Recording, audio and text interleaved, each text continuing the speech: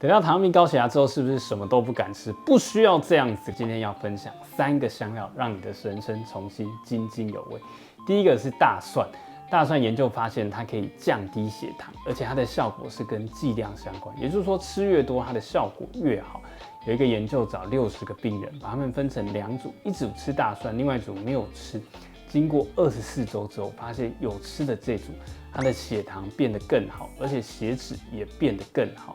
不好的血脂就像总胆固醇、三酸甘油脂、低密度胆固醇都下降，而好的胆固醇、高密度胆固醇则是上升。小老鼠的实验发现说，这个老鼠如果一天摄取300到600毫克每公斤体重的大蒜，发现它的效果会比100毫克来得更好。那大蒜还是胰岛素的好朋友，它可以促进我们身体产生胰岛素。除此之外，它可以增进身体对胰岛素的敏感度。那另外，它也可以减少糖尿病的产生。那你以为大蒜的好处就只有这些吗？不，它还有3个好处。第一个就是它可以增进我们身体里面的 BDNF， 也就是脑源性的神经营养因子。那研究发现，这个营养因子跟失智、记忆力以及忧郁症都息息相关。简单来讲，就是让你的大脑不要恐孤立。第二个，它可以抑制 VEGF 血管内皮成长因子的产生，进而产生癌细胞的凋亡。你想想看，如果身体里面有一个癌细胞，这个癌细胞要怎么样蔓延全身？它需要血管，所以它一定就会想尽办法让身体产生这个 VEGF， 赶快让癌细胞可以扩散出去。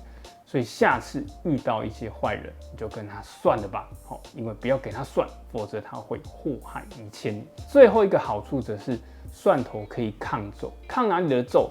不只是这上面的皱纹，它还可以抗眼睛的皱纹。你说哈，高医师眼睛也会长皱纹哦？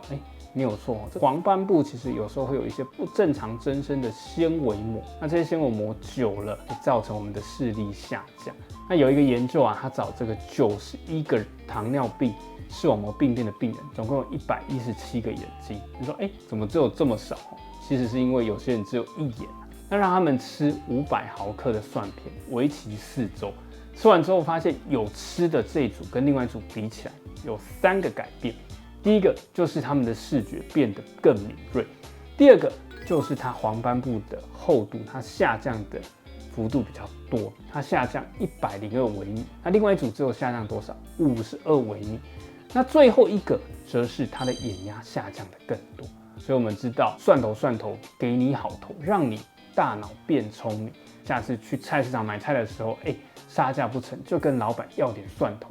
因为更多的蒜头让你活更久，可能可以跟它杀价更多。那蒜头要吃多少？我们尽量一餐大概可以吃1小片。那如果你补充蒜片，研究认为说一天吃600到1200毫克。那吃蒜头会胃痛怎么办？我们后面还有讲大家记得先订阅高医师说。那第二个是什么呢？就是华妃的堕胎药红花啦。那其实你去日本药妆店就会发现，他们卖很多的红花。那伊朗则是做一个关于红花的研究，找67个胖胖的有代谢症候群的病人，分成2组，一组使用这个红花油，一天吃8克，另外一组就是吃安慰剂。连续12周之后，发现什么事？第一个，吃了红花的人腰围变小变瘦，再来他们收缩压、舒张压都往下降。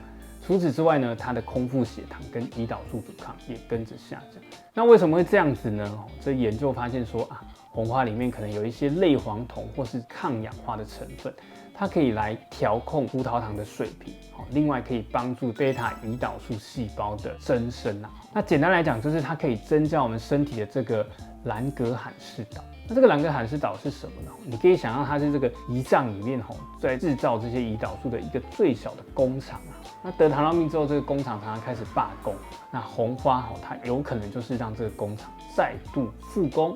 那最后一个姜是什么呢？就是我们的姜啦。中国有一个人最喜欢吃姜是谁？如果你知道你的国文很厉害，叫做孔子。孔子一个养生哲学叫做不测姜食不多食。也就是说，他不会把姜拿掉，他吃东西就会吃姜，然后也不要吃太多的姜。研究发现有2个功能，第一个是它可以下降我们的空腹血糖以及糖化血色素的水平。第二个则是它对血压、收缩压跟舒张压都可以让它下降。那另外2个比较不好不坏的，就是对于我们这些血脂啊、三酸甘油脂，没有太大的影响。它对于50岁以上的长者，有些研究认为对糖化血色素的调控也没有那么好了。不过大家还是可以吃。那除此之外，姜还可以改善婆媳关系。为什么这么厉害呢？因为当你的媳妇如果怀孕了，不小心有妊娠糖尿病，她会很紧张、很烦躁嘛，你们的关系就紧绷起来。那有一个研究啊，就找70个怀孕24到28周的女性，一样给她们分2组。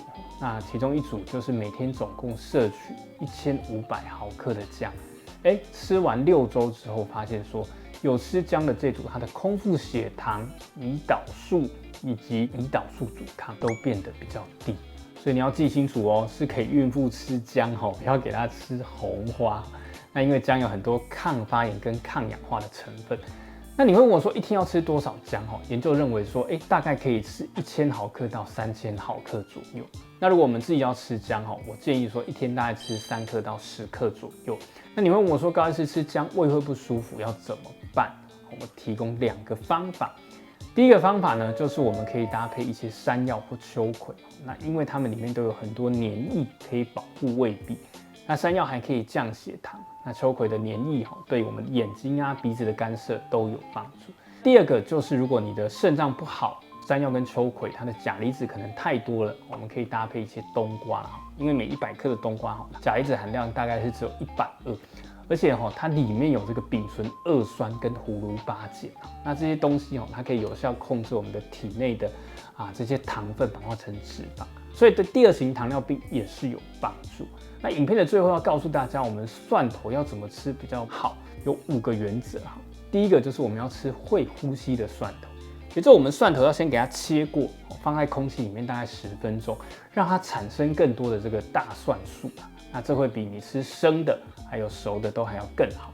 那第2个就是我们不要空腹吃，搭配食物。那再来就是，如果你有吃这个抗凝血的药物，要注意不要吃太多的蒜头，否则可能会增加出血的风险。那有一个笑话说，有一个蒜头去按摩，后来他就死了，为什么？因为他就被按蒜了。那黑蒜头有一些说法认为说，它因为经过特殊的制成之后，它的这些蒜素可以变成抗氧化活性比较高的 SAC 所以对肠胃的刺激比较小。所以如果肠胃不舒服，可能可以考虑吃一些黑蒜头。那吃完蒜头嘴巴很臭怎么办呢？就不要讲脏话，不是啦，就是我们可以喝点绿茶，吃点茶叶，或是吃点薄荷，或者是可以搭配高医师口臭的影片哦。那我们讲到这里，想问问大家，听了这3个，你最想先尝试哪一个香料呢？喜乐的心乃是良药，每周六晚上7点，高医师说，我们下次见，拜拜。